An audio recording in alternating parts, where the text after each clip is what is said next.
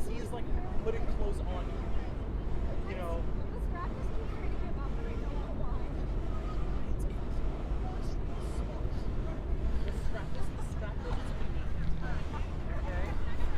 All right, good evening, everybody. I want to welcome you all back to Walks on Wall Street. Today is Sunday, August 13th, 2023, and it's about 9:17 p.m. live from Midtown Manhattan. We are reporting live overlooking the gorgeous Hudson Yards development tonight. We are right on the Hudson River and 42nd Street. Now, since it is Sunday, this is going to be the market's A Look Ahead live stream. I think it's going to be a very important live stream, as next week on Wall Street is going to be a pretty busy week. Let me just adjust the camera here for a second. It's so dark here on the west side, I can't tell if the camera's focused. Anyway, I guess we'll just have to deal with it. No big deal. First and foremost, I think tonight what we are going to do is try to have no distractions and go all the way over the 59th Street Bridge. So we're going to be going all the way down 42nd Street. We'll probably make a left on 6th Avenue, go all the way up to 59th Street and Central Park South, and head right over the 59th Street Bridge, which I think is going to be really interesting. We haven't done that in about a year. Now, I will warn you, it is a little bit noisy. I think it's probably the noisiest bridge in Manhattan, in my view. But I think it's going to be quite enjoyable to see Queens. Very seldom do we ever live stream from Queens, so I think it's appropriate to do that today, or tonight. Now, next week, coming up, we are actually going to hear from the Federal Reserve again. Now, no, it's not the FOMC meeting, so we're not going to get any additional updates as it relates to monetary policy, but the Federal Open Market Committee will be releasing their minutes from the late July monetary policy meeting. I'm not really expecting anything different. Please let me know in the comments or the chat if you're expecting anything. I'm personally not. If we want to do just a quick review on where we are in the United States as it relates to monetary policy, well, if you look at the Fed funds rate, we are currently in a target range of 5.25% to 5.5%. The vast majority of economists on the street who work for the major investment banks, if you will, and consulting firms, are pretty much in consensus that this should be the peak of the monetary tightening cycle. I mean, we'll see. Now, last week was very important because we got a key piece of economic data that the Federal Reserve really looks to as it relates to setting monetary policy, and that was the Consumer Price Index, or the CPI. Not everything was horrible in the CPI report. If we go back to June of 2023, CPI came in right at 3%. That was the headline number. Fast forward to the most recent reading we just got for July of 2023, inflation did tick up to 3.2%. Now, as a quick review, the main items or the main categories within that inflation data that's really becoming ingrained and very sticky, if you will, is shelter costs. Shelter, though, if we want to sort of make a little bit of an optimistic spin, it looks as if shelter costs may have topped in March of 2023 at 8.2%. We've had April, May, June, and now July. So 4 consecutive months of deceleration as it relates to shelter costs. Most recently, we had a 7.7% year-over-year increase in shelter. Obviously not great. Kind of horrible if you ask me, but it's more important to look at the trajectory here. Much more important to look at the trajectory, and that's what we're seeing now, shelter costs coming down. Lastly, if we look at food costs are cratering. They're coming down from a high of 11.4% year-over-year increase in August all the way down to 4.9% in July of 2023. So I think, obviously, as interest rates continue to rise, now we may be at the top of the monetary tightening cycle. However, what I think a lot of people are misunderstanding is that we may stay in a range of higher for longer. So what does that mean? Well, as it relates to shelter, if you look at the 30-year fixed rate mortgage, I believe the average 30-year fixed right now is at 7.46%. So think about that for a moment. So according to Bankrate.com, and I will put this in the chat for all of you to take a look. So for today, Sunday, August 13, 2023, the current average 30-year fixed rate mortgage is 7.46%. That is rising 7 basis points week over week.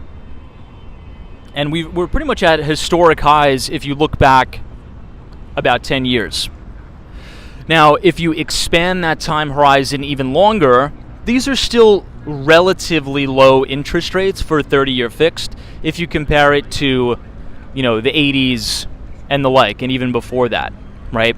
If we think about what happened under Paul Volcker when he was the Federal Reserve Chairman, he had to raise rates all the way to 20%, so just imagine what a 30-year fixed could have been there. So anyway, that's what we're going to have coming up next week on Wall Street. The FOMC is going to release their minutes from the July meeting. I really don't think anything's going to change. However, we also are going to have massive amounts of corporate earnings. Now, I know what you're thinking. 2 weeks ago, we've sort of moved through the majority of the mega cap tech earnings. We heard Apple, Amazon, Microsoft, pretty much all of the mega caps have reported, come and gone. But this week is going to be dominated by some of America's largest retailers. That is correct. So think Home Depot is going to be reporting on Tuesday after the bell. Target, ticker symbol TGT, will also be reporting. TJX Cross is on deck for Wednesday, and also Ross Stores. Now, I wanted to ask everybody's opinion on Ross Stores. Okay, now I'm not too familiar with them, but I'll tell you a quick story and then we'll get started. We'll say hello to everybody. We'll say hello to everybody in the chat. When I moved to Miami, Florida, okay, they do have Marshalls and Home Goods, which I'm used to here in New York. But there is a lot, and I'm talking about a lot of Ross Stores locations in Miami, Florida. Now, here's my takeaway. I want to know what you guys think. Very unorganized, very dirty, and horrible first impressions for Ross Stores. I believe the stock is publicly traded under ticker symbol ROSS, and I believe it's a direct competitor with Marshalls. When I've been in those particular stores in South Florida, I've not been impressed. I want to know what you guys think. Lastly, to round up the week, which is going to be the most important company that is going to be reporting earnings, in my opinion, is going to be Walmart, ticker symbol WMT. Now, a lot of the times, Walmart we can use as a proxy for how the middle-class American is doing. I want you guys to think back 2 earnings quarters ago when we were actually doing our live streams from the 200 Southeast Financial Center in Miami. It was so interesting because we were doing a deep dive into Walmart's earnings report, and one of the things the CEO came on the call and said is that they're actually winning business from former Whole Foods customers. So if you think about that particular demographic or what socioeconomic status those particular individuals come from, you're talking about $100,000 plus household incomes. So as inflation has been raging in the U.S., not only, as we talked about, shelter costs are going up, but also the cost of food.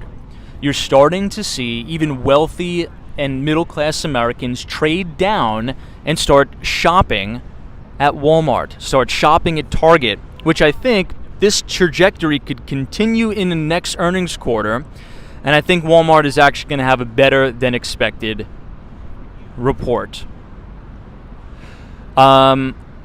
It is Sunday. I got to quickly read off futures markets for you guys, and then we'll get started. So let's take a look at futures. They opened about an hour ago. Let's look at the S&P 500 E-mini futures contract that trades under the ticker symbol ES.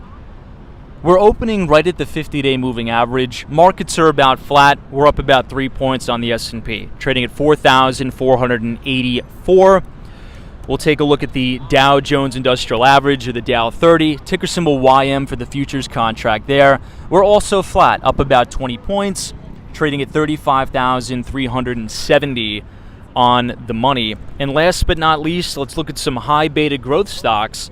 For the NASDAQ 100, we are now broken to the downside of the 50-day moving average on the NASDAQ E-mini futures contract for the NASDAQ 100.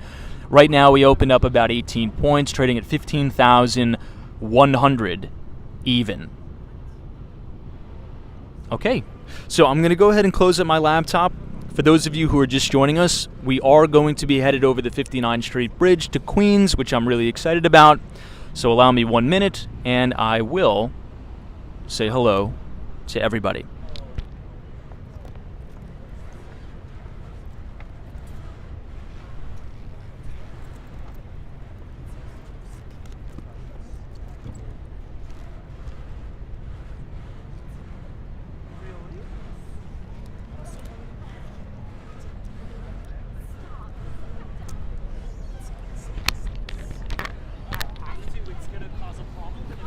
All right, let me clip on my microphone. Okay, team, and we are off. So welcome to New York City. Welcome to Midtown Manhattan.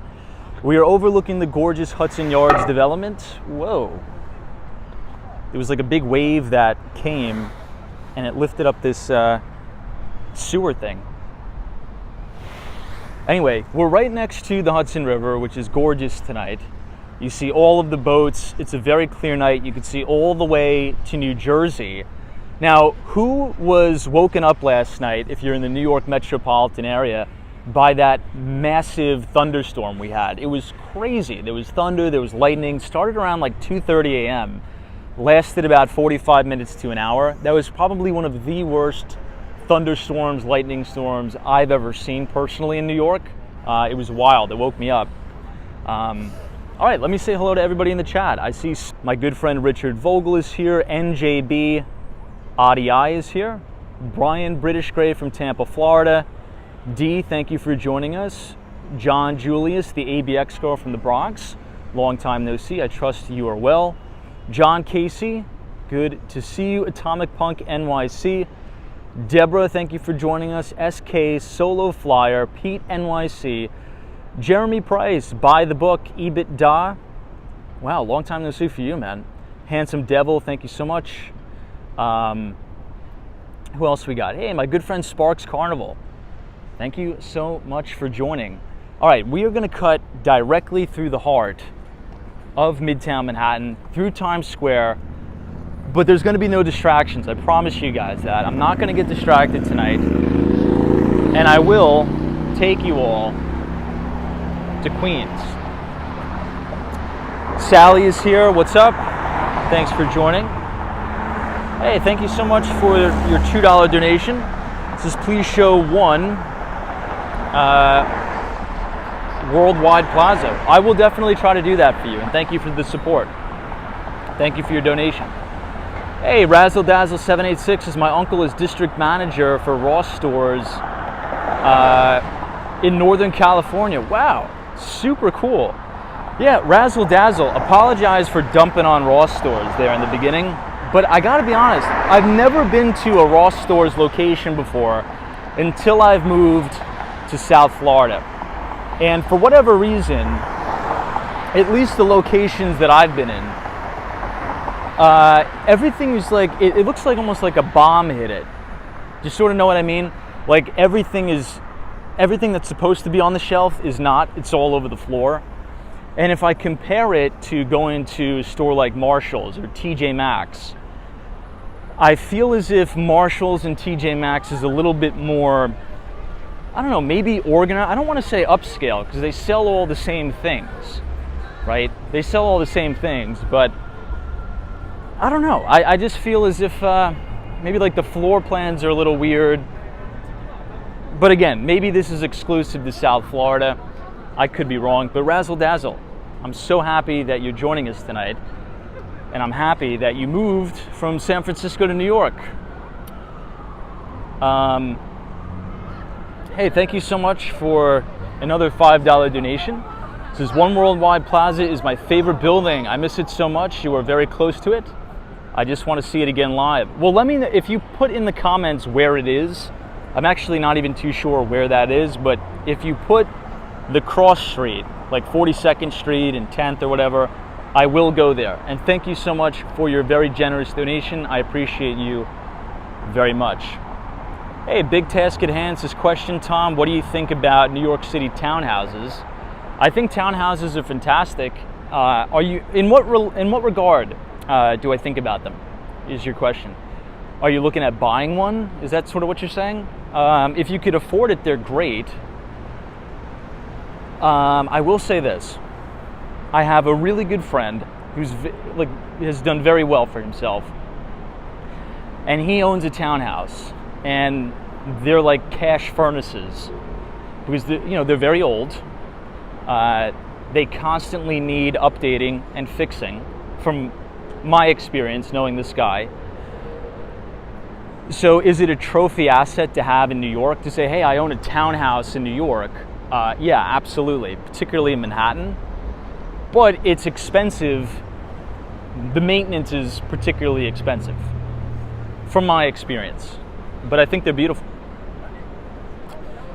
Hey, David, what's up? This is Tom. In my opinion, Ross stores have gone downhill. Fewer things being sold, less racks, and there's a smaller men's section.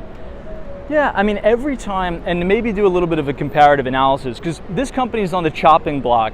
They're reporting corporate earnings on Thursday, I think, either Wednesday or Thursday. It's a publicly traded company under ticker symbol ROSS. Now, these are very lucrative businesses. Okay, businesses like TJ Maxx, Marshalls, Ross stores, very lucrative, right? Because essentially they're buying merchandise at wholesale prices and reselling. So margins are pretty good. Margins are usually always very good. But anytime I'm in, let's say, a Ross stores or a Marshalls and Home Goods, it just feels like more of an inviting, open, and there's more people in there. I don't know, that's just my 2 cents. 350 West 50th Street in Hell's Kitchen. Okay. 350 West 50th Street. So that means we would have to bang a left. All right, what the hell? I'll do it. Might as well. DC 322 is also if you own a townhouse and have a tree on your property, you're responsible for it. Yeah, for sure. Hey, Sparks Carnival says healthcare providers, public safety workers, utility workers, and teachers are the most secure jobs during a recession. I would agree with that. Particularly, Sparks Carnival, to your point with healthcare. You're always going to need healthcare in the United States. And there's an interesting statistic. This building is very cool too. It's not as profound as the Jenga building in Lower Manhattan, Tribeca, but it's a similar style. Now, if you look at the data of the percentage of GDP that we spend on healthcare in the United States, it's almost like mind-boggling. We spend more money than any other country on healthcare, yet, I don't want to get too, not really political, but, deep into the weeds. We have a very unhealthy populace, and I think it's because of all the processed foods, but who knows? Hey, John is here, Narcos, welcome.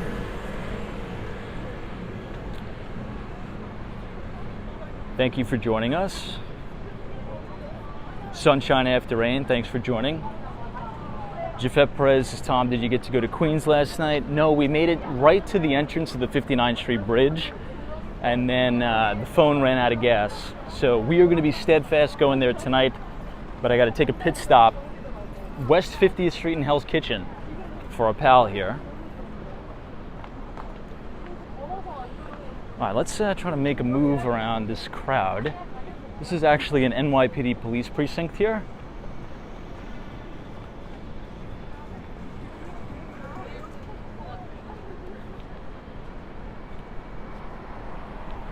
All right, we'll make a quick move.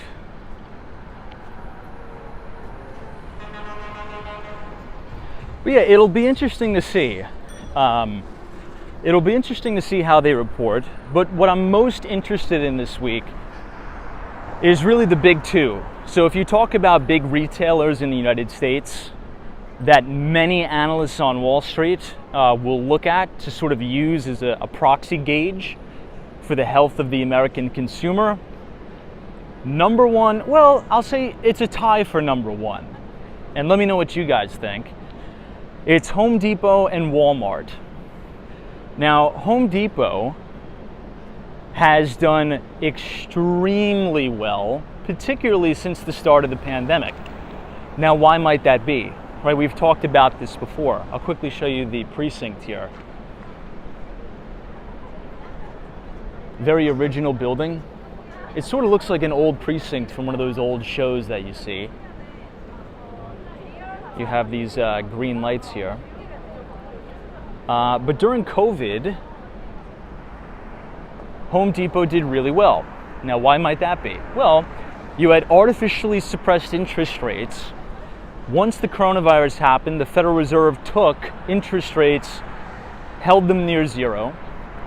You not only had ridiculous amounts of money printing from the monetary side, so from the Federal Reserve, but you also had massive capital injections from the fiscal side of the house, right? So you have monetary policy, which is set by the Federal Reserve, and then you have fiscal policy, which is essentially government spending. Now, everybody was at home. Everybody was getting free money from the government.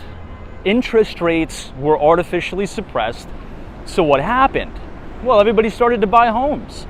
Everybody bought homes, they bought apartments, they started to move. And when they moved into those homes, when they moved into those condos and apartments, well, guess what they needed to do? They did renovations, they did, at-home projects, they, redid the backyard. So Home Depot benefited from that in a really, really major way.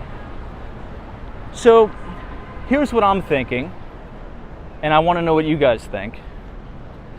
I think Home Depot will report a solid quarter, but I don't think you're going to see the type of numbers and the earnings power that you saw on a year-over-year basis in 2022. So the comps are going to be very, very hard to beat. Your comparables on a year-over-year basis are going to be very, very difficult to beat. I don't know, any thoughts on that?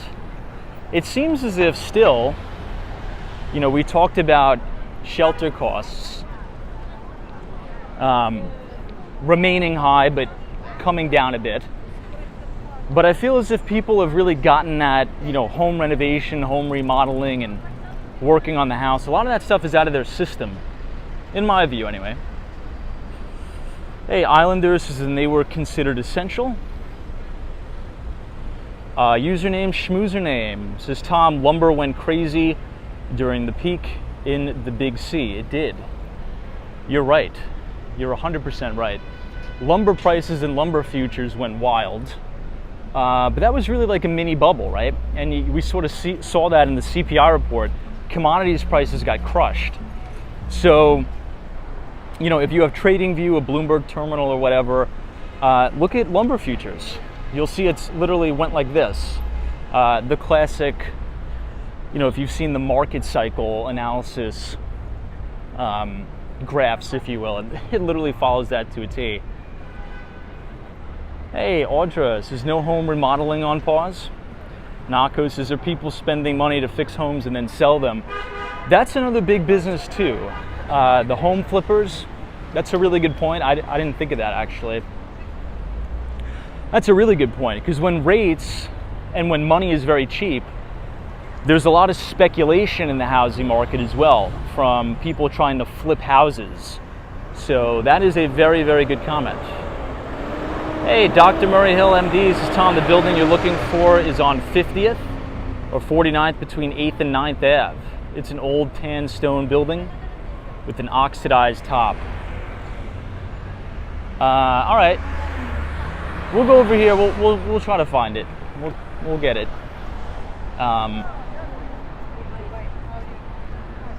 All I think I have a visual of what the building looks like, but for some reason, I think my memory is very different than anybody else's. I have a photographic memory, but I can't tell you where anything is in terms of street names. I know how to get there, but when it comes to street names and memorizing that, I couldn't tell you. I don't know. Anybody else like that? Username says, Tom, I went into the CVS and not a single product was in a glass case. Whoa, really? I think that whole thing is neighborhood dependent. Well, are you talking about New York City? Because, I mean, I've been into a lot of CVS's in New York, and everything is locked up here. Maybe you're in a different state? That's interesting, though. Wow. Hey, the ABX girl says, to my north, Carolina neighbors, we have been having power surges. The real temperature feels like 105 degrees today and 108 tomorrow and Tuesday. Holy crap. Man, I mean, ABX girl, stay cool. Now, I have to announce. So ABX girl, you bring up a good point. I'm flying back to the south, to Miami tomorrow night. So there's going to be no stream. But you know what I realized? And again, excuse my ignorance because I'm relatively new to South Florida. The water temperature is close to 100 degrees. It's like 95 degrees, I think. Is that normal? I don't think that's normal. I mean, to me, that seems like way too hot. That's like bath water. But yeah. Is this the building that you're talking about? I think that's the building. We'll see. This is 9th Avenue, but we'll go up 8th. I don't know. I think it'll be nice if I could get to the ocean and start swimming around, but that feels really hot. The whole country really has been having abnormal temperatures this summer. I know in parts of Dallas it's been well over 100. Hey, Solo Flyer says Dubai water is always that hot. In Key West, it's not usually 95 degrees. Dave sees the surface water temperature, I think.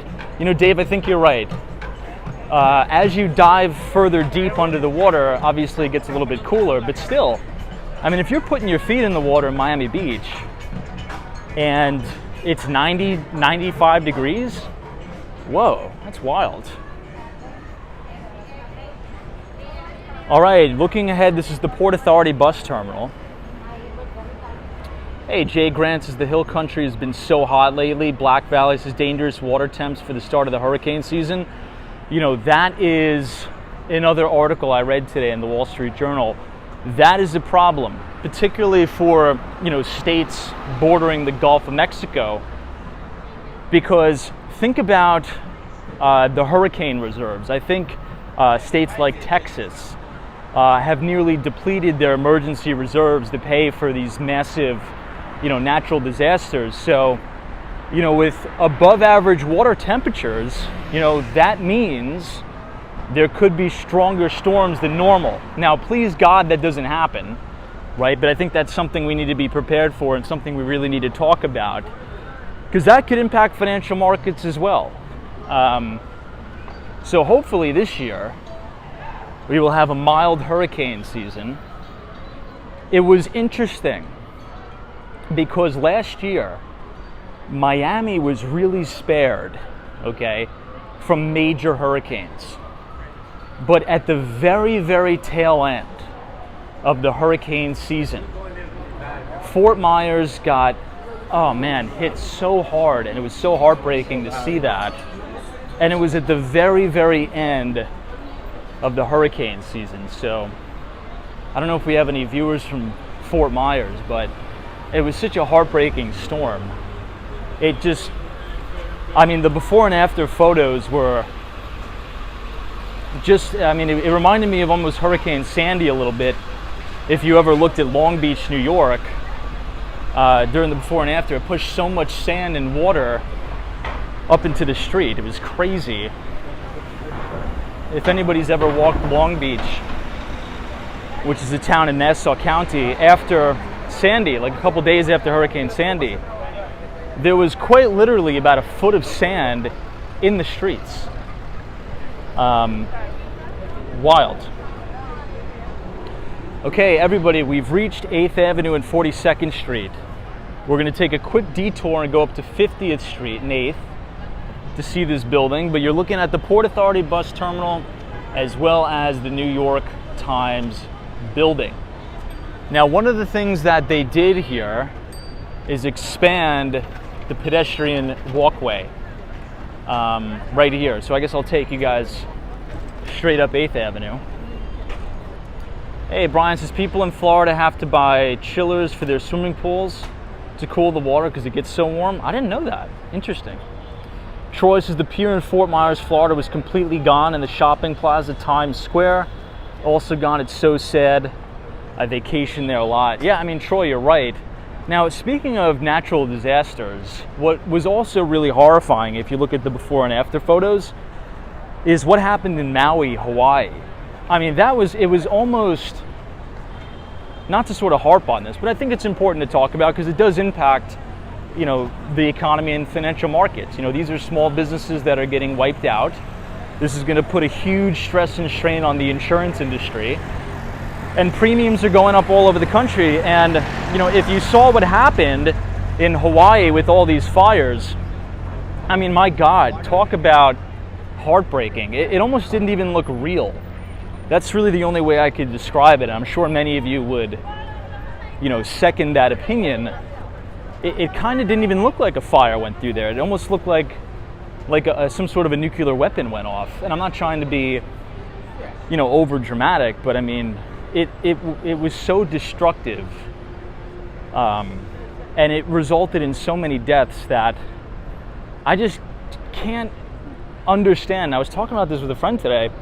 I was like, I don't get how, with all of the resources, all of the wealth in the United States of America, how we could potentially let a major city and a town just get totally wiped out. Now, I know there's multiple factors. I know these are natural disasters, but with all of our resources and all of the money we have, especially all the money we have that's funneled across the world for proxy wars, like, can't we, you know, develop something to take preventative measures from this?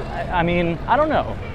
Look, maybe I'm in the wrong, but I just can't accept that fact that in 2023, in the United States of America, we could allow entire cities to be wiped out, boom, like that overnight. I just can't accept that fact. I think we have the resources to prevent stuff like that. I don't know, but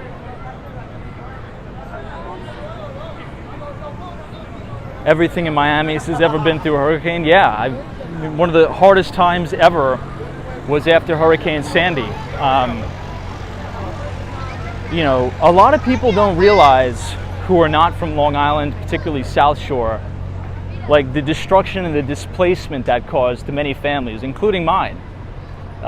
It was a really, really tough time. Particularly my uncle. I mean, water came all the way up to the second floor of the house. Took years to rebuild. Power was out in Oceanside for about a month. There was looting. It was horrible. It was a really, really bad time. So hopefully there'll never be anything like that again. But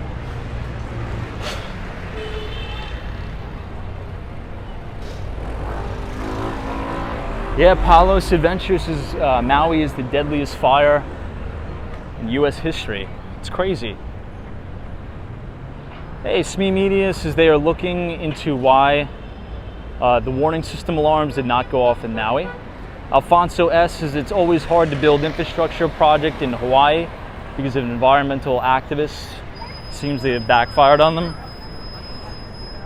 Yeah, I mean, you know, one of the things, we actually had somebody in the chat. Does anybody remember the live stream we did roughly, maybe about over a month ago now, when the air quality was so poor in New York City from all the Canadian wildfires? Now, supposedly one of the major reasons why there's all of these horrible forest fires coming from Canada is because I guess Canada doesn't allow controlled burns. And controlled burns are actually very, very important to preventing these massive outbreaks of wildfires. So I definitely, echo your point there.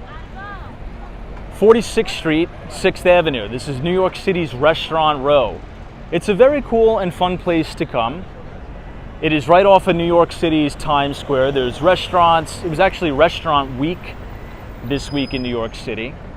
So if you are a tourist and you happen to be in the Times Square area and you want a place to go that's a little bit quieter, but it's also very fun, very cool, and has a lot of good restaurants, just go right down 46th Street and 8th Avenue. You can check out a lot of the different restaurants. Tons of diversity in the cuisine as well.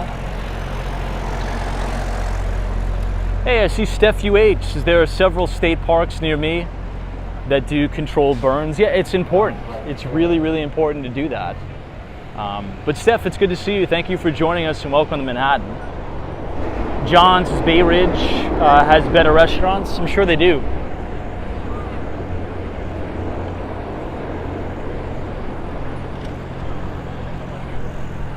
Valerie Rogers.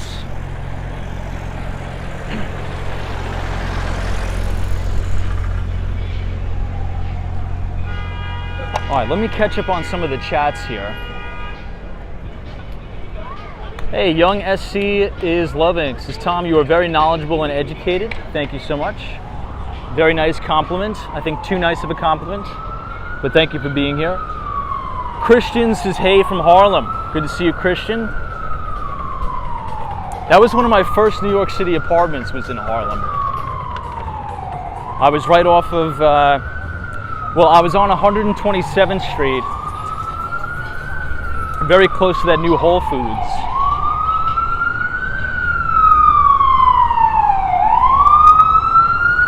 And Aura, what's up?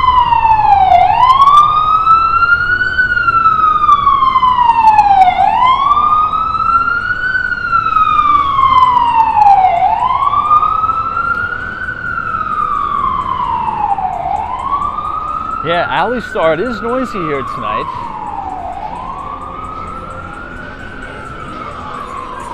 Okay, this is West 48th Street, 8th Avenue. You'll notice what the city did. I explained this the other night. They widened the pedestrian walkway and the bike lane. So now it's not so dangerous and crowded for the pedestrians anymore. It's actually kind of nice. John says, how long have they had that Whole Foods in Harlem? I mean, it must be almost 10 years now, right? Who knows that? I think that would be an interesting thing to figure out. It has to be over 10 years now. Because look, 2014, 15, 16, 17, 18, 19, 20, 21, 22. Yeah, I would say maybe about that. Ah, yes, West 49th Street, Numora. I believe Numora Investment Bank is here.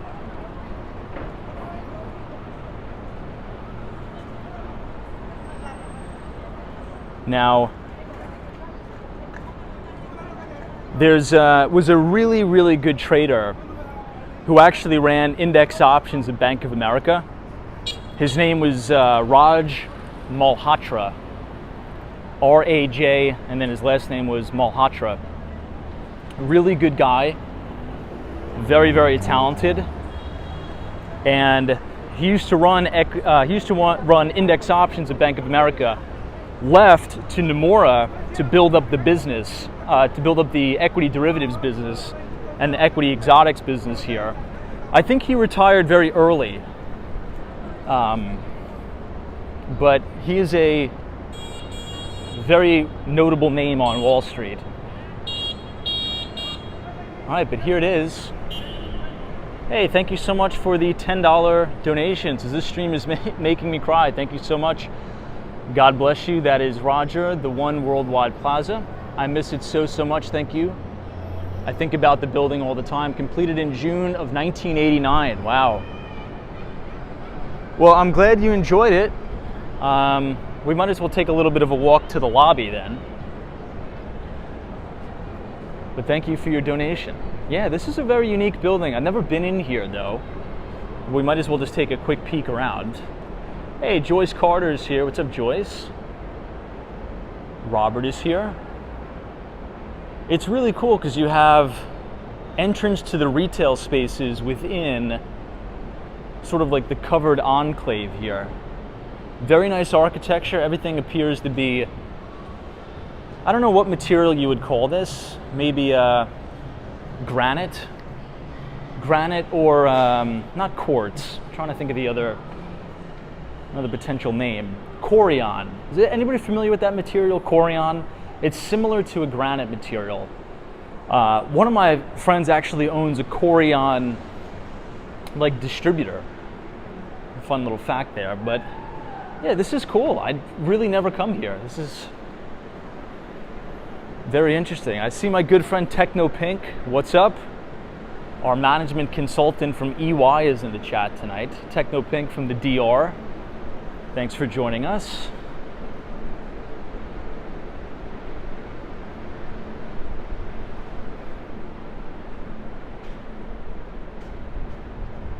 The Worldwide Plaza Directory. Lots of restaurants. You have a Starbucks, you have a sushi place, you have a gym. This is the area we're walking around.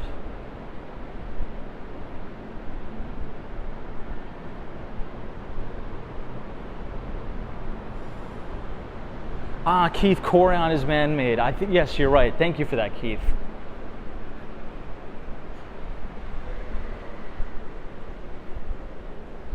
Chris, this seems a little empty storefront-wise.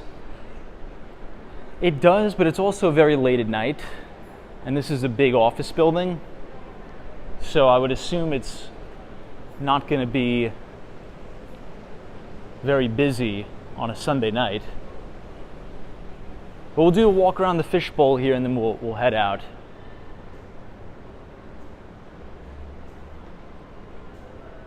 Hey, thank you so much for another very generous $5 donation. Thank you. This is building granite and poured from Italy. Oh, imported from Italy, designed by David Childs. He also partly designed the Freedom Tower. Thank you so much again. I never knew that, really. So the person who developed this building that we're walking partially developed the Freedom Tower. I never knew that. That is so cool. Thank you for sharing that with us. And yeah, this is Numora. Very cool. Hey, SoCal Lawrence, thanks for joining us. Oh, this is unique. Look at that. It's like a little walking connector bridge.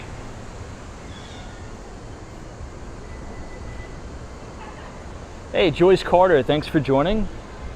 Brad's Brains is Tom. I've mentioned a couple times tonight, but will again, do you agree that credit card debt is going to begin to impact retail? Well, let's talk about that, because last week, and I think this is why Brad is bringing this up, it's actually a very good point, and I'm glad you're bringing this up. Hold on one second. I'm getting a call. Give me 2 seconds.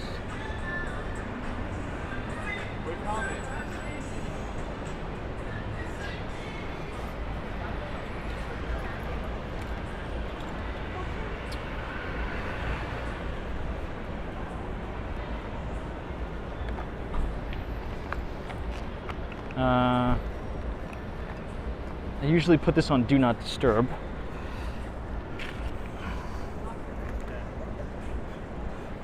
Okay, sorry about that. Yeah, so to Brad's Brains point, right?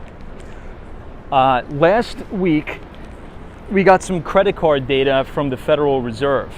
Now, I'm going to paraphrase these quotes because I don't have, I mean, my memory is good, but I don't know the exact number. But I believe credit card debt in the United States hit an all-time record high, and it jumped 16% year over year. I think that's the highest increase since credit cards were made. The highest increase in credit card debt or balances since credit cards were even invented. Now, I see this as a problem, and here's why. We talked about monetary policy tonight, because next week we are actually going to hear from the Federal Reserve as they release the FOMC minutes from the July FOMC meeting. So as of right now, the Federal Reserve has taken interest rates, so the Fed funds target rate for short-term lending, from 0 pretty much all the way to 5.25% to 5.5%. That is the target range. Oh.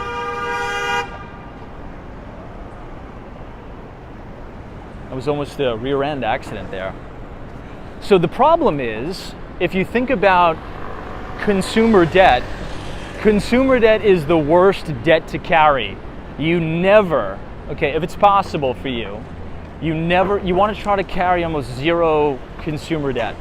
And that includes like credit cards and I'd actually like somebody in the chat to look this up because I don't want to be incorrect in my statements here.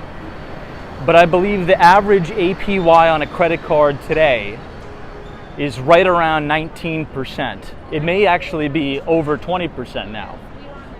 So think about that correlation, right? And Brad brings up a good point. If you have balances in America exploding and people are carrying more money or bigger balances on credit cards than ever before, all while interest rates are at the highest level they've been in years, I mean, you do the math. that is not good. You know, in theory, you know, it's not like credit cards are bad. They're not. But abused, they can be very bad very quick. Because if you're carrying a $50,000, $60,000 balance month after month after month at a 20% interest rate, well, compounding interest can work for and against you. So the question is, do we think that exploding balances on credit cards is going to impact consumer sentiment and spending? I mean, if I had to flip a coin, I would say yes, but we really haven't seen that yet. On Friday, if anybody remembers the key piece of data we got out on Friday, it was actually from the University of Michigan as they released their University of Michigan Consumer Sentiment Report. Consumer sentiment went up. It went up in the US. So consumers are more optimistic, right, or getting more optimistic about the economy, and there's usually high correlation between consumer optimism and consumer spending. But what do you guys think? I mean, we have a very diverse audience here from not only New York, but other states and other countries. Do you think this is going to make a significant impact? I mean, if it does, we'll probably see that show up in Home Depot's earnings report this week, as well as Target, in addition to Walmart. Hey, Keith, says Tom, have you heard of Avon Card? It offers lower rates because it is secured against your home equity. Oh my God. I have not heard about it, but just reading that statement scares me a little bit. And just full transparency, I would never do that. I would never hold collateral of my house on a credit card. Mike MTL says pay off the balance each month. Agreed. Joel PM says average rate for a credit card is 24.69% as reported by Forbes. Wow, so it's actually higher than I thought. That's crazy. Melissa 2087 is joining us. Thanks so much. Michael S. Vosper says, funny you mentioned student loan debt. I just got accepted at a Bible college, and rather than applying for grants or loans, I paid in cash. Hey man, congratulations on that. That's actually a very big accomplishment. You should be proud of that.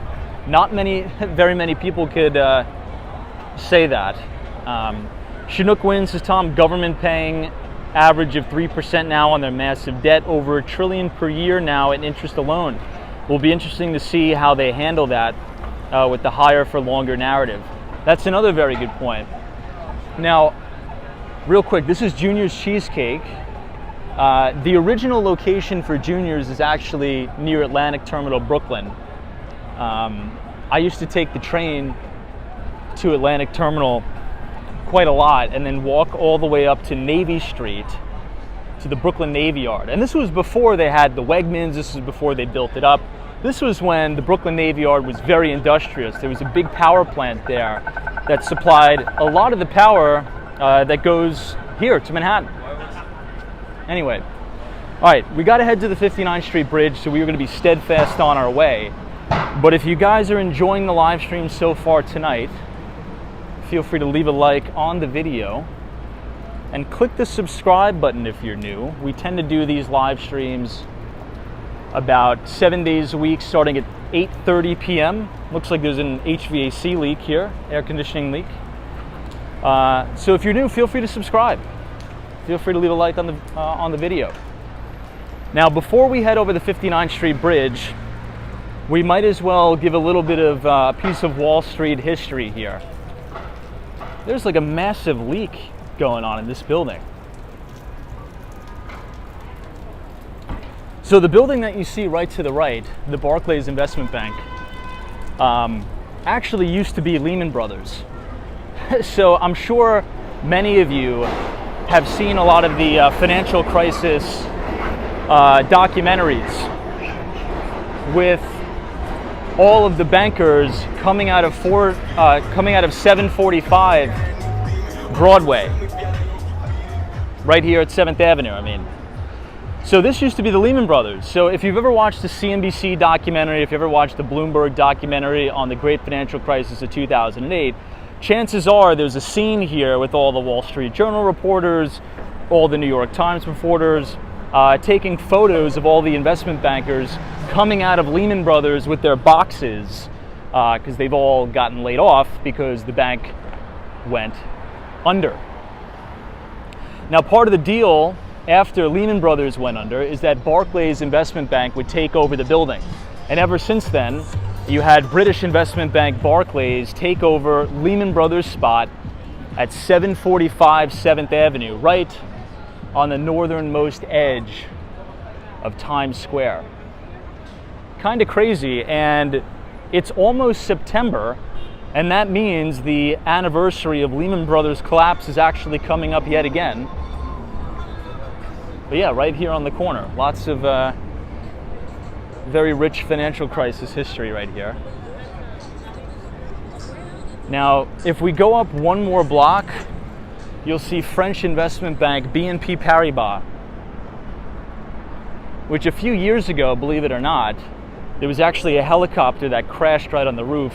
The building that I was working in at the time, which is actually kind of far away from here on 45th Street, the Marsh McLennan building that has quantitative hedge fund D.E. Shaw, which is actually the hedge fund that Jeff Bezos worked at when he graduated college. He worked for David Shaw as a hedge fund analyst right here in New York City. But here, unfortunately, on a very, very cloudy and rainy night in New York, or early morning in New York, I should say, there was a helicopter operator that got caught in the fog and in the clouds and crash landed right on the atrium here at BNP Paribas. I believe there was only one fatality, which was the operator, unfortunately, the pilot of the helicopter.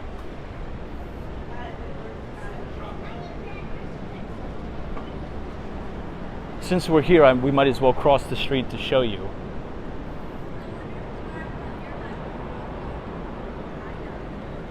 Hey, Melissa 2087, good to see you.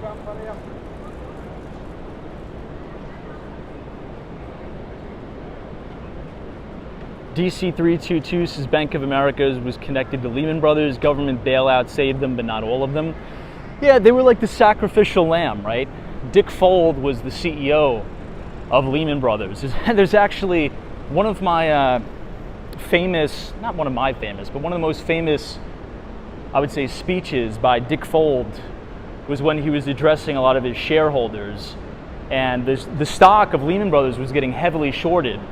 And he's like, what I really want to do to these shorts is rip their hearts out and eat it before they die. He was a madman. He was crazy. He made millions of dollars. I think he's probably still worth hundreds of millions of dollars. But he was the pure play, classic, I mean, balls to the wall, crazy Wall Street CEO back in the day. Yeah, you know, there's still a lot of interesting video on C-SPAN of the testimonies of major bankers that caused the financial crisis testifying before Congress. And it's a little bit disturbing to watch in a way. Because some of the emails that these bankers were sending back and forth to one another, they knew that these deals, right, these, toxic derivative instruments that were essentially a basket of collateralized loans, right? So they would take subprime debt, and they knew that these people were never going to make the mortgage payments, right? A lot of these mortgages were ARMs, right? And an ARM is an adjustable rate mortgage. The underwriting standards leading up to 2008 were piss poor. It was horrible. And they would package all of these mortgages and sell them off to mostly foreign banks, actually. So Deutsche Bank, which is a German bulge bracket investment bank, really got left holding the bag on a lot of these toxic derivative assets. And there was internal emails, from managing directors at Goldman Sachs, essentially saying, how much, dog SHI, what, can we offload to these clients, right? You knew it was a SHITY deal, right? They knew it. Everybody knows it. I mean, these people are not stupid working at a big investment bank. They're very highly educated people, but at the end of the whole financial crisis, there was only one guy went to prison for destroying the financial system of the world, pretty much. Anyway, Mizuho is right here. Mizuho is a Japanese bank. This is actually the sales and trading floor, I believe, because you can see all the Bloomberg terminals. And this is UBS. Now, what recently happened involving UBS? Anybody remember? It seems like after the virus, it just seems like time is flying by so fast. But if you think back only a couple months ago, when Silicon Valley Bank collapsed, that caused a massive contagion effect, and there was many regional banks that went under, but also a bank that used to trade under the ticker symbol CS, Credit Suisse, which was, they've always been in trouble. But if it wasn't for these guys here, UBS, sort of taking them over, it would have been bad news. So now there is no more Credit Suisse. UBS has absorbed them. And there was actually some breaking news not too long ago that a lot of the employees that were legacy Credit Suisse employees are, getting fired and laid off, which tends to happen. The company who's doing the acquisition tends to keep their employees, and they tend to, unfortunately lay off, not all, but some of the employees from the target. So, hey, T. Walsh is here. What is up? Good to see you, T. Walsh. DC322 says the bookend of financial meltdown with Enron in 2001 and the bailouts of financial and corporation companies in 2008 and 2009. Yeah. Now, to our right is Neuberger Berman, who is a major asset manager. But we are going to head all the way up to 59th Street, Central Park South, and then make a right. Actually, we'll probably make a right here since we have the light.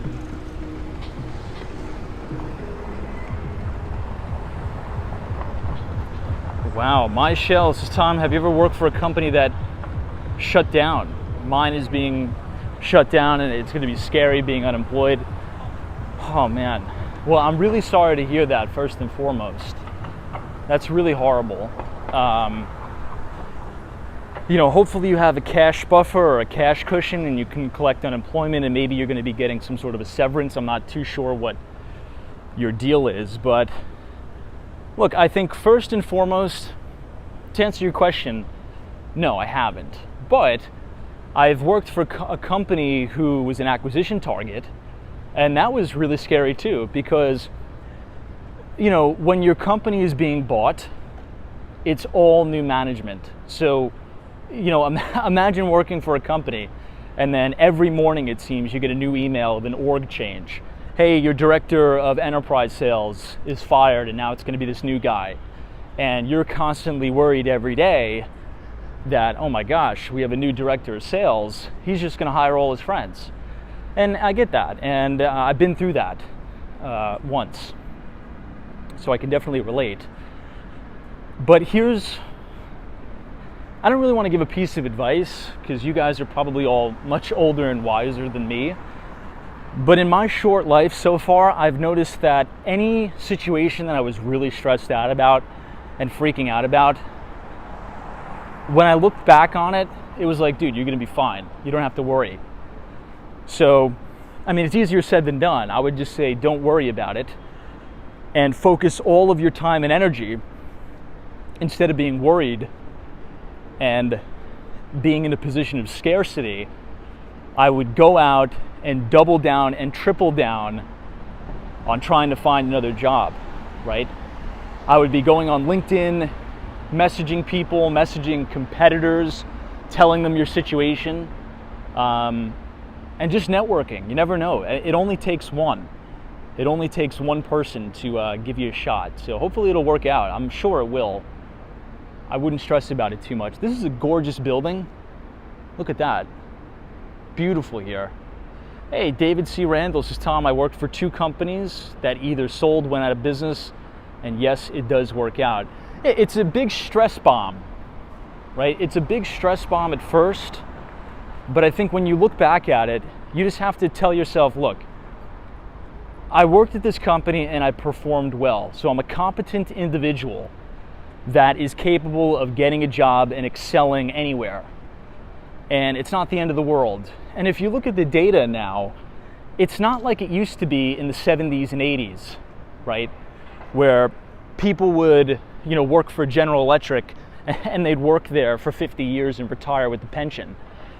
Things are more fluid now. So you could expect, especially if you're just entering the workforce, you could expect to have 4, 5, 6 jobs throughout your entire career now.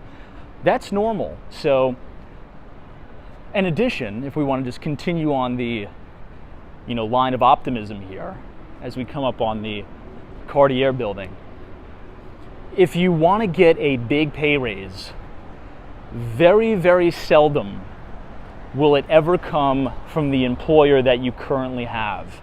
At least in my experience, in a sales position, right, as an account executive, usually corporations give you a 3 to 5% raise.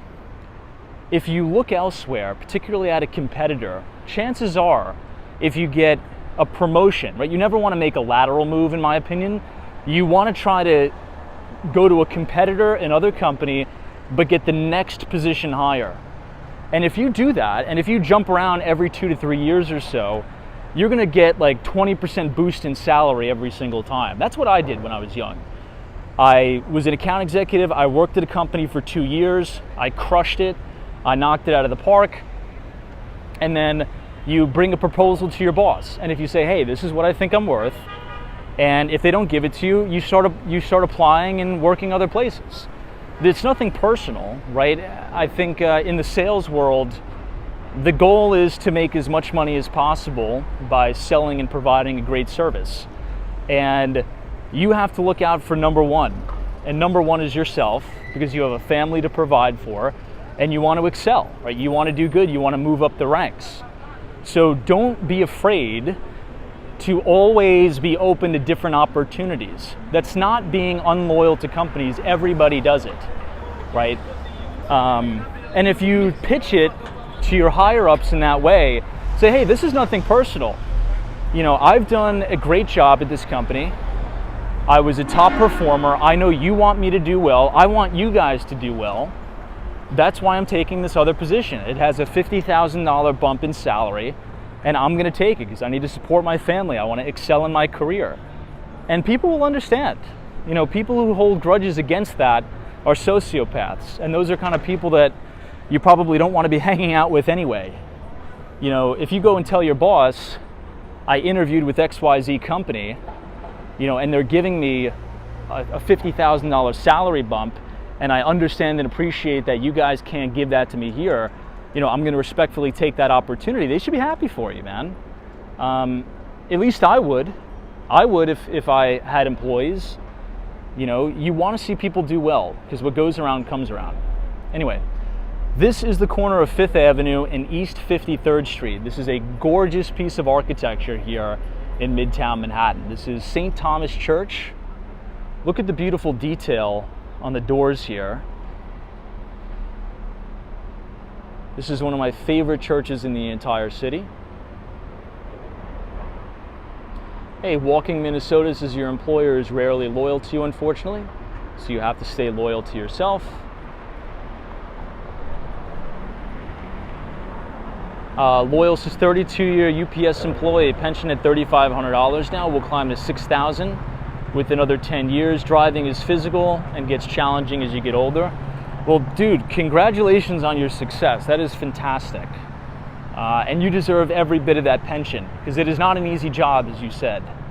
I think a lot of people, you know, I think UPS was actually just in the news. They had a big salary bump. Their total comp, I think for senior drivers, so total comp includes, you know, your health care, your stock bonus, you know, your base salary. I think it's going to be right around $170,000 now. And it was weird reading some of the comments. There was a lot of people who were like upset and jealous about that. They're like, oh, I should just drive UPS and I'll make $170,000. What am I doing at this job? It's so easy to drive UPS. No, it is not. No, it is not. Okay. You try to drive around New York City in the disgusting freezing rain, the snow, the wind, being exposed to the elements 24/7, 365, sitting in traffic, you know, picking up boxes that weigh 200 pounds. That is not an easy job. So they deserve every dime of that 170 grand, in my view, because that is not an easy job, man.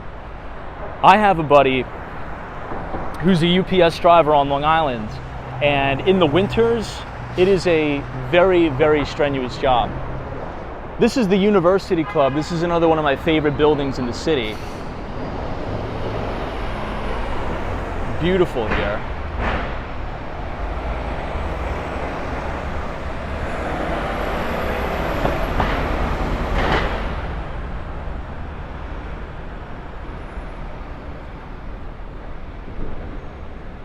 Sparks Carnival just put something in the chat I wanted to read. Sparks Carnival says, Tom, Duolingo had excellent quarter. User growth went through the roof. Paid subscribers soared 59% year over year. Great growth stock. You know, I use Duolingo right now. So who in the chat has heard of Duolingo or uses it? I use it for Korean. Now the app is not, I wouldn't say the app is the best. But, you know, if you're sitting on the train, if you're on the subway and you want to do some quick review to try to brush up on, you know, foreign language, I think it's pretty okay. Now, does anybody remember? Oh, Connor says use it for Italian. Nice. I'd love to learn Italian, but I think I need to walk before, I think I need to crawl before I walk here and focus on one language. Wow, a lot of people have actually used it. I'm seeing you use it for German. Bob Smith says you've heard of it.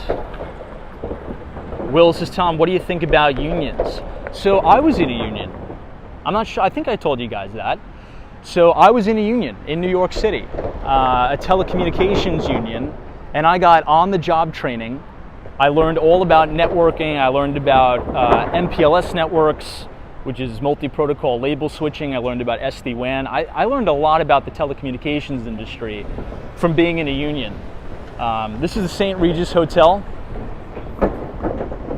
and this is the Peninsula Hotel. Beautiful, beautiful five-star hotels right here on New York City's 5th Avenue. But I was in Local 1101. So Local 1101 is the Telecommunication Workers of America, TWA, I think? CWA, Communication Workers of America. I'm sorry, this was years ago. But yeah, you know, look, I think unions can get out of hand and it can be a little bit, you know, like funny business, like very monotonous and like, okay guys, come on. You know, if it's not in our union contract, we can't do the job and this and all that stuff. It's not very, I want to be careful what I say because a lot of people will a lot of people will take it wrong, and I don't know how to explain it. It's not very entrepreneurial in a way. You can learn a lot of very good skills, and I think union jobs and union labor, they don't skimp on quality. Does that make sense? And let me know if you agree or disagree, but from my experience, working in a union in New York City when I was younger, it's very good training, it's very good benefits. Now, I didn't utilize the benefits because I was how old was I at the time? Maybe 20? Anyway, you get the picture. But it's good quality training.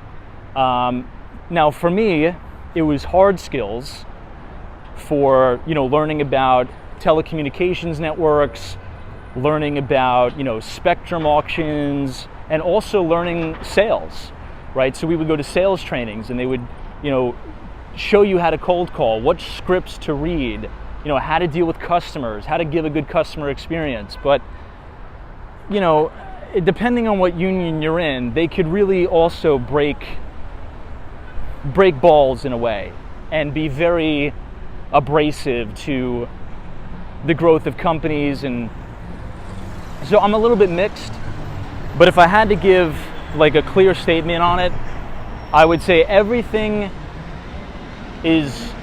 it's very good, but it can get out of hand. That's what I would say. I would say it's very good, but it can get out of hand with greed and all that. This is the Tiffany's flagship store here on East 57th Street. Now, Tiffany is now owned by LVMH, which was actually one of the best performing stocks of 2021. So they own Louis Vuitton, they own Moet Hennessy, they now own Tiffany. This was a $500 million renovation, a $500 million renovation. I think it turned out great. And across the street is one of the most exclusive and expensive hotels in Manhattan. This is the Aman, New York. I think room rates can start at $1,500 a night, but it is absolutely amazing here. Very beautiful, and all the scaffolding is down finally. Hey, Tariq Khan, thank you so much for joining, and thank you for your very kind wishes. That was very kind of you to say that, and thank you for being here. So Tariq, thank you so much. Our good friend Ed Potke is here. What's up, Ed? Welcome to New York. Joel PM says union pensions offer, it's called seniority. Now, so here's another thing. If we want to tie this back into the financial markets, I want to recommend a book to read, but I forget the name of it, which I do apologize. But it's essentially the history of the pension system in America and the slow transition to 401ks, IRAs, and 403bs. Now, why is that? Well, back in the day, and I don't even need to tell you guys this because many of you are much wiser, smarter, and older and have lived this more than I have. I'm just telling it from an educational standpoint. I've never lived it. But back in the day in the United States, everybody had a pension, right? You work for GE, General Electric. Oh, I work for the phone company. I work for Nextel. I work for AT&T. Oh my gosh, you got a great job. You're going to be there for life and you're going to get a pension. This is crazy. Even civil service. Think about FDNY. Think about NYPD, sanitation. All of these civil service workers used to get ridiculous pensions. But it's not sustainable because essentially the pension system turned in to the sole thing that everybody relies on to retire, and it was never supposed to be like that. So the system got so strained. So what corporations started to do is they worked with big financial firms to come up with, self-directed retirement accounts where they would do like an employer match, right? So chances are if you work at a big company, you probably have some sort of a 401k system where they have a company match.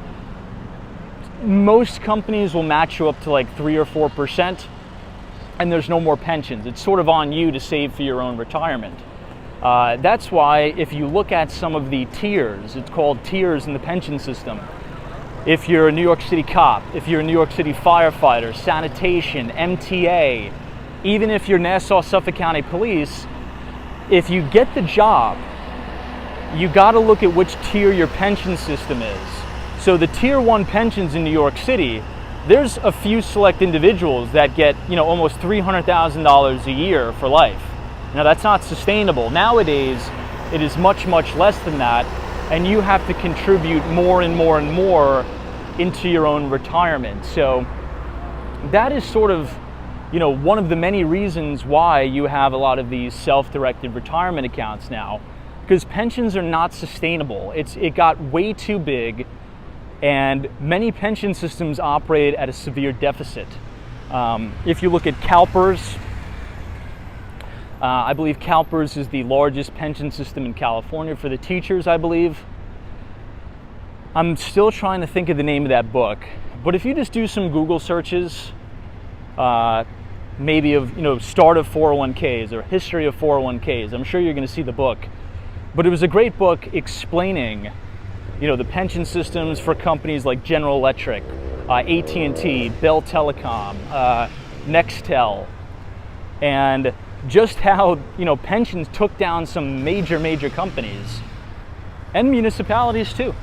So,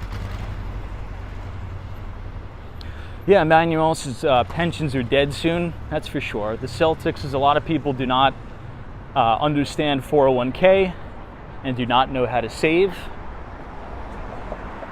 Yeah, I mean, the problem with 401ks now, if you look at the data, and we sort of talked about this before, I'll keep it short. I think 401ks are good, but the problem is very, very seldom do people stay at the same employer that they first start with, right? So if you look at the data, maybe you save 20 grand in the 401k and you find another job opportunity elsewhere. You would think, okay, well, that's easy. I'll just roll my 401k over to the next employer. You would think that's what you would do. A lot of people don't do that. A lot of people bust their 401ks, pay all the penalties and grab the cash.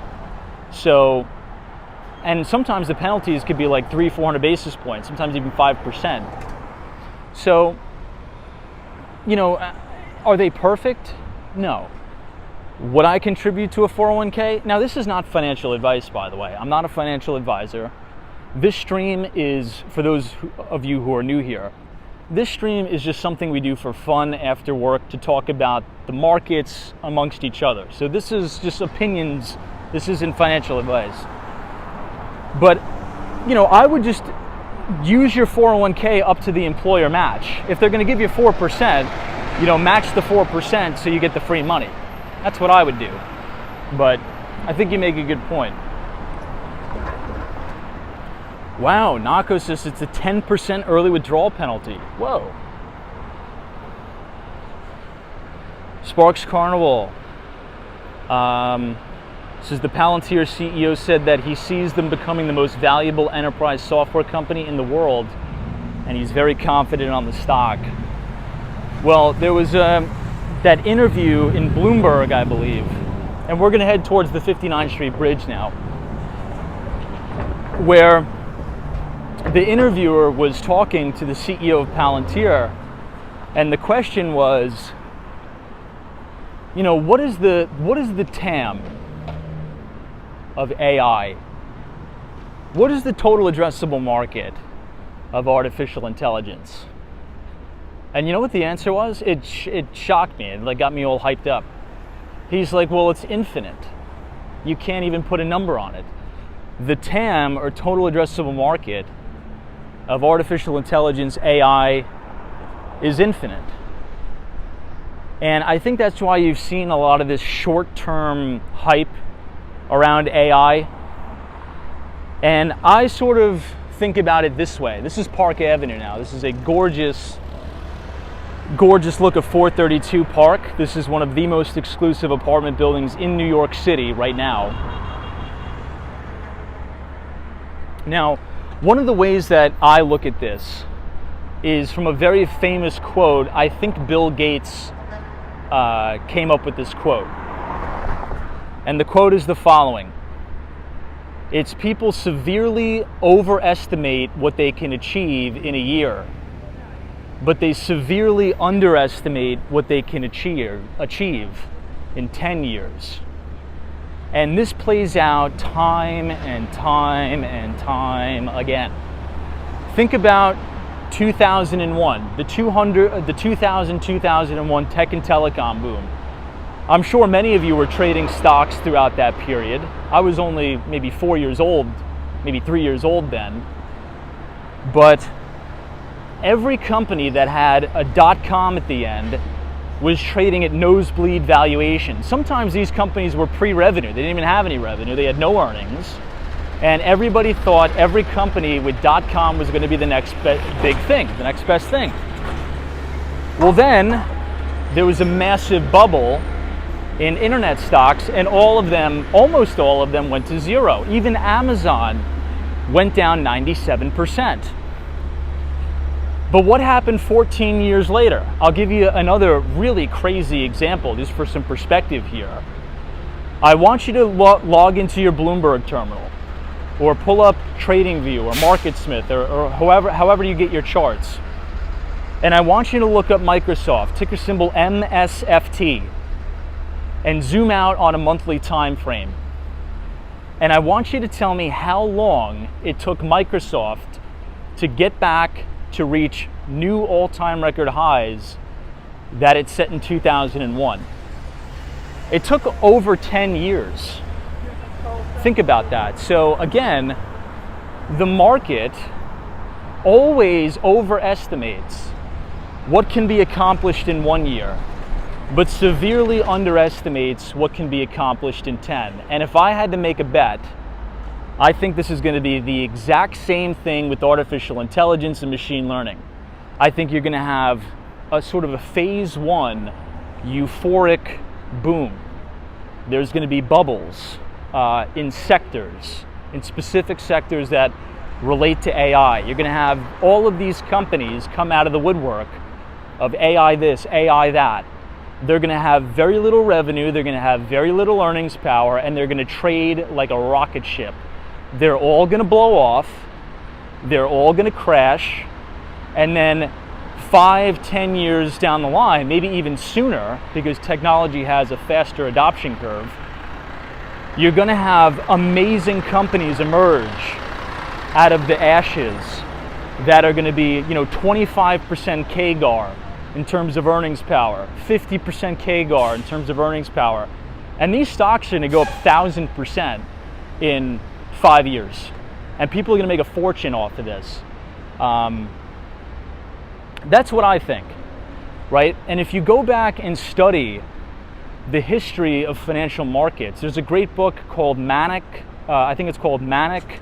Panics, and Crashes. I think that's right. Google that and let me know if I'm correct in the comments. It's called Manics, Panics, and Crashes. And it is a in-depth, thorough history of asset bubbles throughout American history. And it details specific companies, it details specific sectors, even in real estate, right, that have gone through all of these euphoric bubbles. So I would read that, right? It's so important to study history. Bill Ackman says it. Bill Ackman says it's important to be an autodidact, to teach yourself, to learn, to take the initiative to understand financial history. Warren Buffett says the same thing. Dan Tapiero, Stan Druckenmiller, Paul Tudor Jones, all the greats say the same thing. So if you want a good book, check that out. I believe it's called Manics, Panics, and Crashes. It's fantastic. Hey, Latha is here. What is up? Says, yes, that is correct. Thank you, Latha. I appreciate that.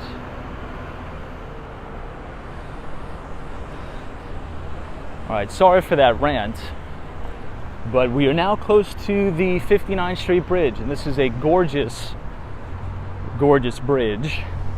I think we are just going to have enough time to probably get halfway over the bridge tonight, but you're going to have pretty good views.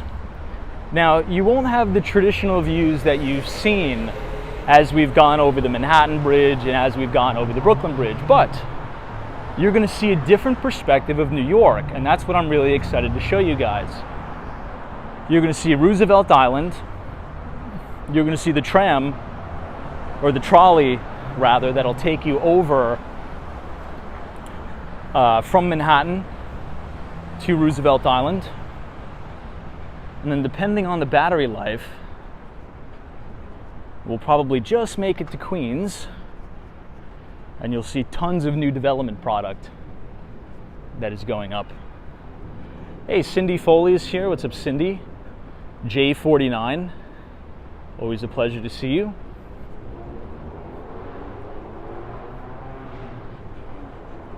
Emmanuel says Roth IRAs are a better choice. Well, the thing with the Roth IRA, I think, and again, I'm not a financial advisor, but I think there's income requirements there. And I think if you make over $150,000, you can no longer contribute to a Roth IRA. I think. Ask your CPA, ask your financial advisor, but that's what I think. So it's a little bit difficult to contribute to them.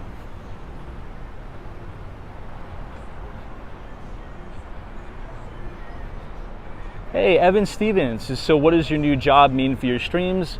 So there's going to be no changes. It just means I may need to travel a little bit more. But I'm excited about it because that's what I want to do. I want to develop real estate. I want to develop luxury real estate in Manhattan and in Miami. And the product that I develop, I want to sell. So if I look back on my career, right, I've been in tech sales, tech and telecom sales for about 12 years. I've worked at a hedge fund in sort of an investor relations role, fundraising. The way I've been successful, like relative success in those roles, is by getting around the top players in the industry and just working for them. So I want to work for the best sales team that sells, $500 million in real estate a year. And I want to work for a developer, helping him underwrite deals, underwrite projects, and model these deals. So maybe in 3 to 5 years, I can become an equity partner in those deals, right? And maybe we'll be walking around Manhattan and we'll be doing a walking tour of one of the buildings that I helped build. So I think it's a great opportunity for me to learn a lot. I've been working on it for about 8 months. It was a very, very long interview process. I think Kirsten Jordan is probably the best, one of the best salespeople I've ever met, personally. And it's just the team that's around her, right? Our director of new development, Jill Purcell, she sold out the Woolworths building. So I'm sure you guys have heard of the Woolworths building. She was the lead marketing and sales director on that building. Did really, really well. Has a lot of connections to family offices. Some of the same family office connections that I have, they have. So I think the synergies are really good. I think I'm going to learn a lot. It's a very good environment. The culture is great. And look, I'm excited about it. I'm going to try to do as many streams as possible. However, it just may be more back and forth between South Florida, Sarasota, and New York. So we just may be bouncing around a little bit more, which, again, I apologize for, but it just kind of comes with the territory, I guess. All right, let us go on to the 59th Street Bridge. Now, I'm not too sure if I remember this correctly. This looks like the bike lane. I'm not sure if there's a dedicated walking path. Is there?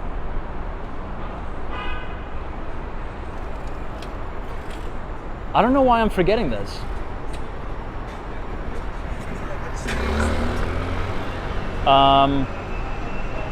New Yorkers in the chat, is there a dedicated walking lane on the 59th Street Bridge? I forget, actually. I don't know why I'm forgetting this. I could have sworn we walked over this before.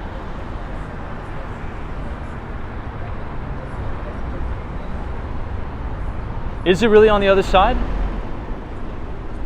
Ah, SK, the bike and pedestrian is the same. All right, I thought I was going crazy. I was thinking about the Brooklyn Bridge, but yeah, I think you're right. They're the same.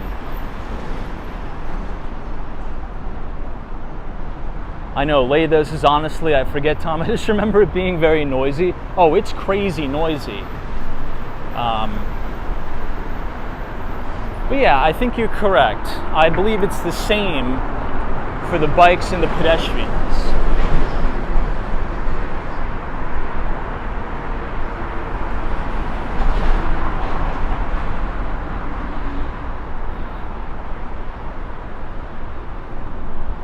Okay, so now we are walking over the 59th Street Bridge.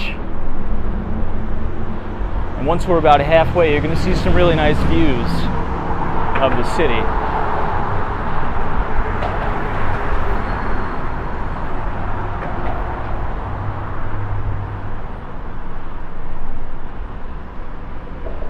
Man, it's a tight squeeze. Look at that.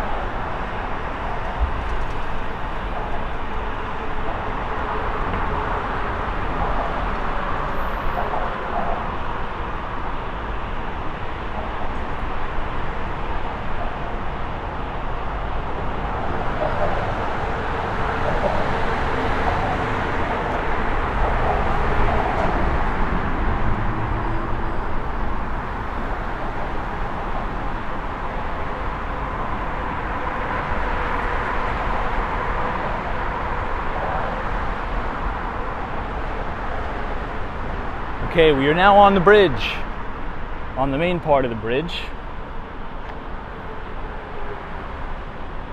Hey, Doris says, hi, I am commenting from earlier in relation to Ross stores. Yeah, I agree with you. It's, all the Ross stores I've been in is very dirty.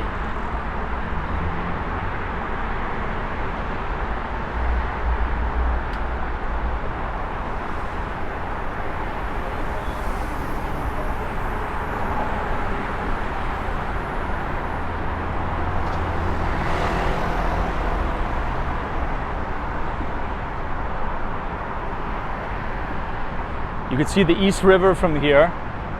Once we get to about halfway, I'll try to give you a better view.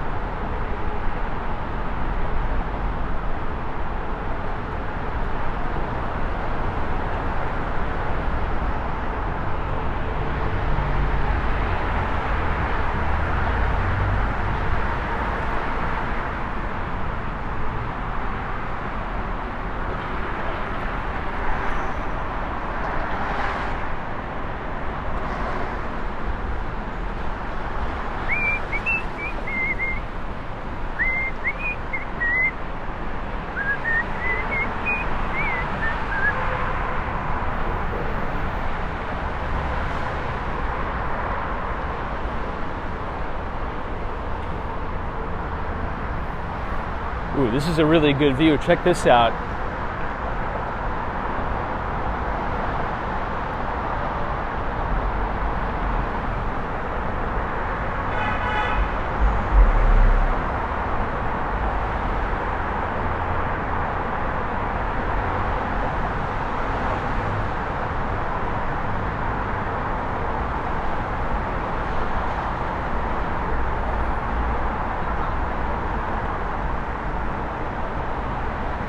Looks like the water's moving pretty fast.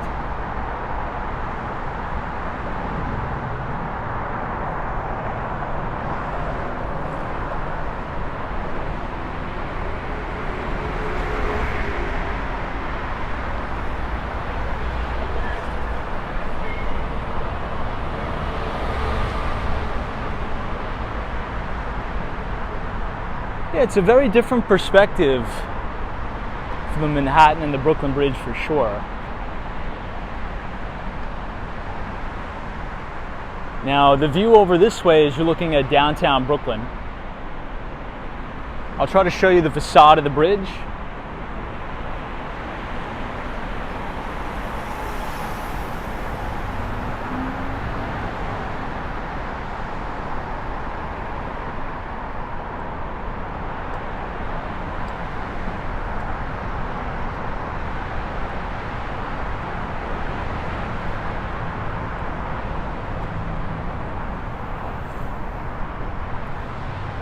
Wow, look at this.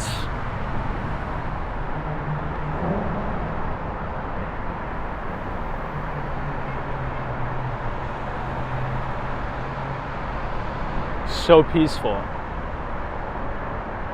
Hey, Carl Roth, what's up? Wendy England, August Ice.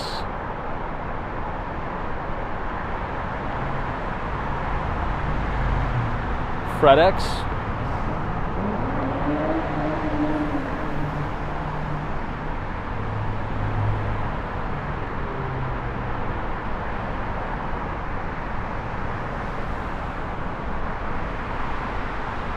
Look at all these new developments too. This is where the trolley goes over, the tram.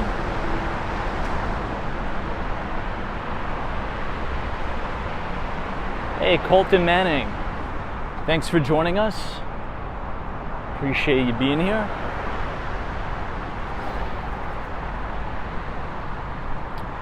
Carl says, Tom, what's up for the week ahead in the markets? Well, it's going to be a very big week for retailers in the United States. So you're going to have Walmart reporting earnings, you're going to have Target, you're going to have Home Depot. We briefly did a quick recap of each. You're also going to have Ross Stores reporting earnings, but you're also going to hear from the Federal Reserve as they release their minutes from the last FOMC meeting. But as we talked about, there's not going to be really anything, new or different. We already know what the monetary policy precedent has been. So I don't really think there's going to be anything different. We just got the CPI numbers out. I think we're going to be in this environment of higher for longer. Oh, look, this is exactly what I wanted to see. This is the Roosevelt Island tram going over. Look at that.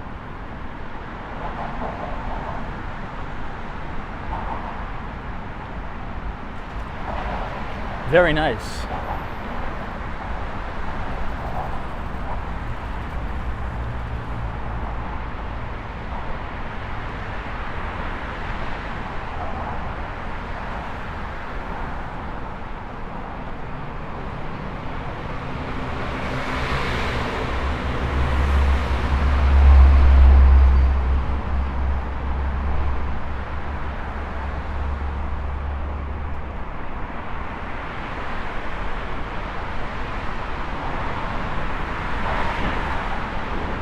Blues writers like, why didn't you take the tram? We probably should have taken the tram.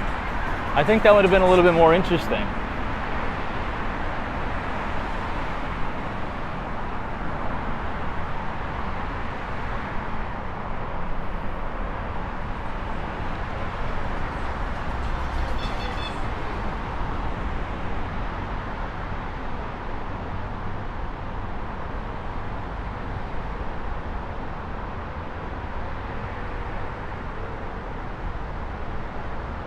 Beautiful view.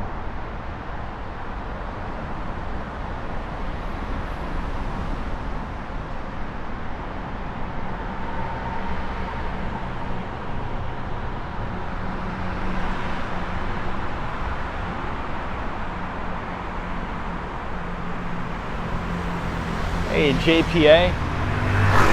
Amazon acquire Teladoc? I don't know. I think I'll show you this interesting view of the One World Trade Center, and then we will head out.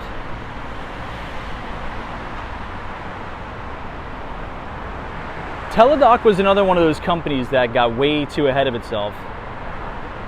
So here's a pretty cool view of One World Trade Center from the 59th Street Bridge. It's a little bit fuzzy, but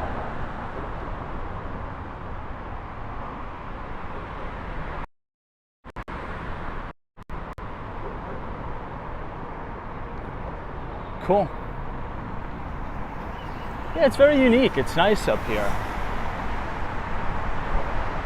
I think we'll head back that way, because if I walk all the way to Queens,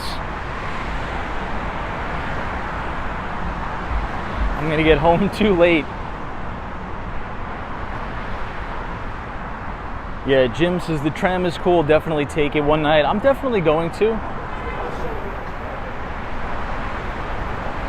I've noticed a lot more mopeds in the city. Does anybody else notice that? Like those little Vespa bikes, there's like thousands of them now. They're a nice way to get around, but people have been driving crazy on them lately. I think here's another one coming over. No, it was just a regular bike.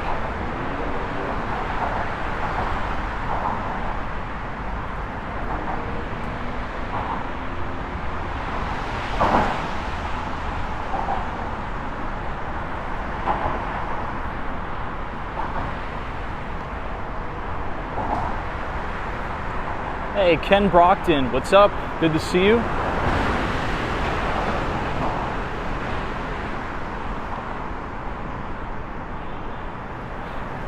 Arthur's here, welcome. Wow, someone says in London there's thousands of them. I've never visited London, but I would love to go to London though. It's definitely on the bucket list. So a little bit of a quick announcement. Tomorrow, Monday, there will unfortunately be no live stream, which I do apologize for. I'm going to be in the sky. I'm flying back to Miami. So on Tuesday night, we're going to be streaming live from Brickell. So downtown Miami and Brickell. I think you guys are going to like it. There's a lot of new people here that have subscribed to Walks on Wall Street that have yet to see the beauty that is Miami. So we're going to be there for about a week. So just prepare yourself for the live streams in Miami, Florida. I think you guys are really going to like it. I'm excited to get back down there. I have a couple of big meetings which I'm really excited about, and I think you guys will like a lot of the new development. The city is very beautiful. It's very clean. It's very different than New York, so I'm excited to show you.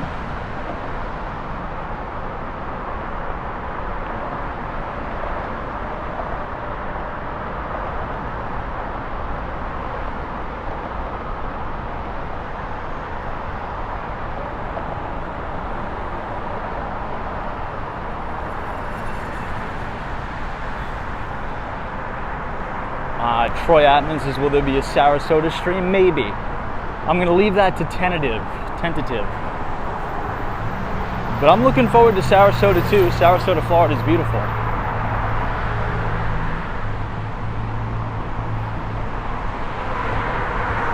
Hey, everything in Miami and New York City says you're going to be in New York on Thursday. Awesome. When I get back, we'll have to meet up.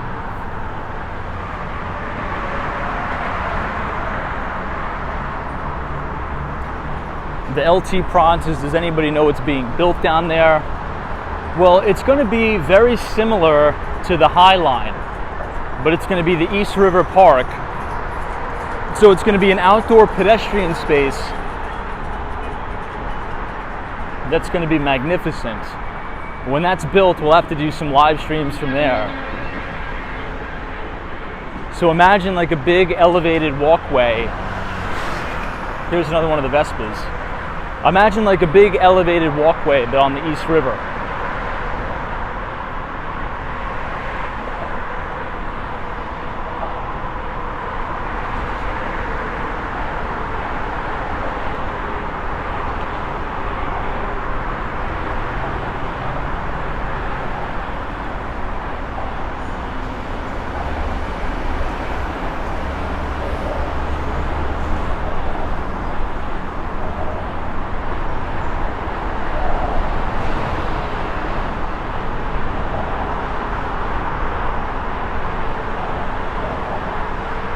very hot on the bridge too, I noticed.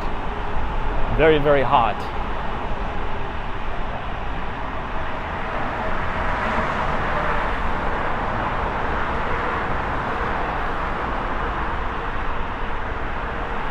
Hey, RB's is headed to New York later this week. Well, enjoy. If you need any help when you're here, feel free to email me. I'd be more than happy to send you some recommendations.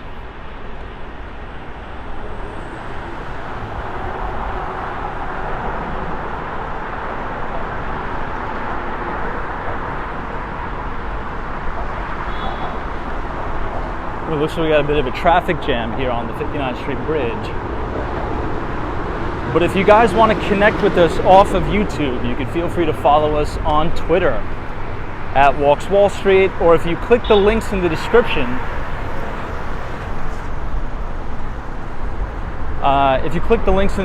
you could sign up for our free investing newsletter.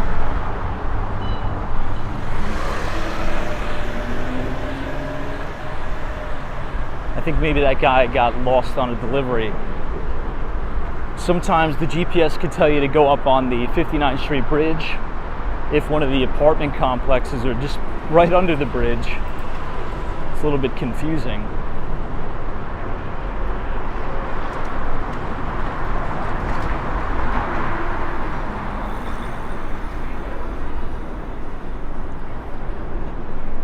Zubin H says, Tom, are you on Threads yet?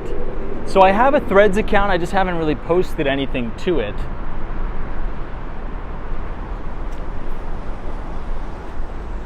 But speaking of Threads, did anybody see that crazy post that Mark Zuckerberg put out about the cage match, the cage fight? Since we're here, now I gotta head back into the city. I wanted to take you guys to Sutton Place. I'll take you to Sutton Place another day. Sutton Place is very, very beautiful. I think you guys would love it. But yeah, apparently Mark Zuckerberg really wants to get in a cage match with Elon Musk. Now, I must say, I am completely impressed with Mark Zuckerberg. I mean, the guy is an animal. If you've seen some of the videos of him training Brazilian Jiu-Jitsu, I mean, the guy has put in some serious work. The guy is a killer. And it takes a lot of hard work. So, look, he's got the money, he's got the resources, and I believe that he could easily handle Elon Musk. Now, again, I have no experience fighting or anything, but if you put in significant work that I think Mark Zuckerberg has, I mean, the guy's a multi-billionaire, so he definitely is training with the best Brazilian Jiu-Jitsu people in the world every day. I mean, there's just no way. So I actually hope Elon Musk doesn't do it, because I think he'd get seriously hurt. I think he'd get very, very badly injured.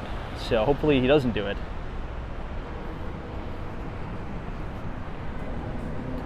So this is the Roosevelt Island Tramway.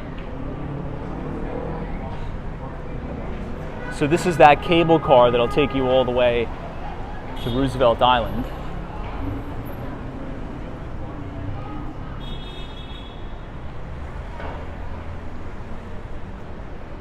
Laytha says, you honestly don't think the post from Zuckerberg was real? I don't know, maybe there's some trolling going on, but I think he's legit. I think he's legit, for sure.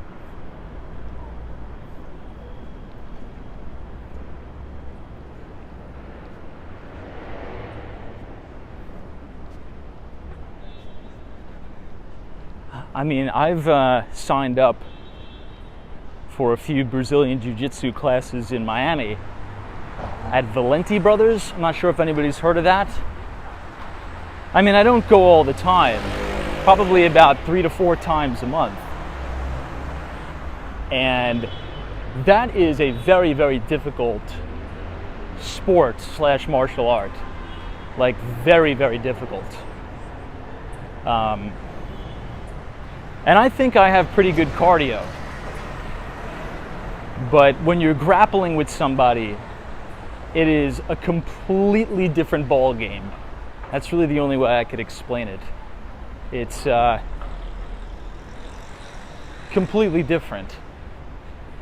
So if you go up against somebody who knows Brazilian Jiu-Jitsu, you're going to get gassed in 5 seconds.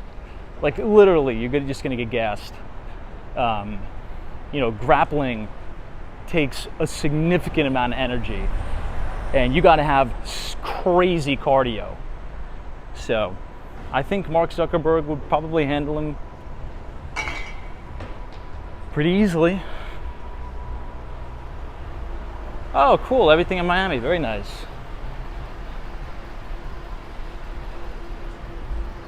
Okay, we are now back at the Bloomingdale's. This is on 3rd Avenue.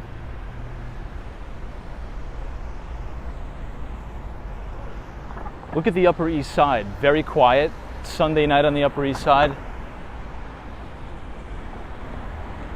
Always going to be very, very quiet.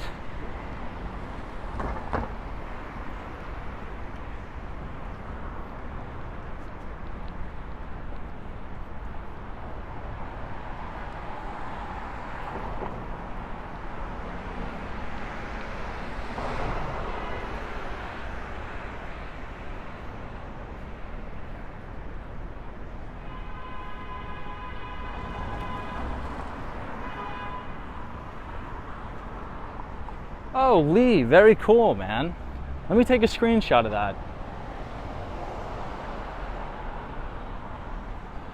Lee, I'm gonna be back in Miami. Maybe I'll send you an email. Maybe we can meet up or something. It's gonna be a very tight window, but I'll be there Monday night. I'm excited to get back to Miami. I think I need a little bit of just a little bit of a recharge. I want to get in the ocean. We talked about the ocean water is like 90 degrees plus. But I'll be back in New York next week. I'll be back. Sometimes it's nice to get out of the city. Sometimes the city can be a little bit too much.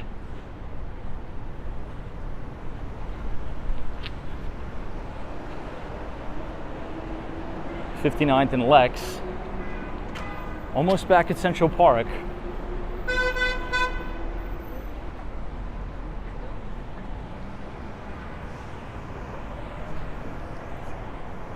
We should see the Chrysler Building any moment now. There we go. You could just see a little piece of it in the distance. Yeah, Richard Vogel says, please watch out for the sharks. There was actually a shark attack in Rockaway Beach. Did anybody see that? They actually had to close Rockaway Beach because unfortunately a lady got bit by a shark, which is horrible.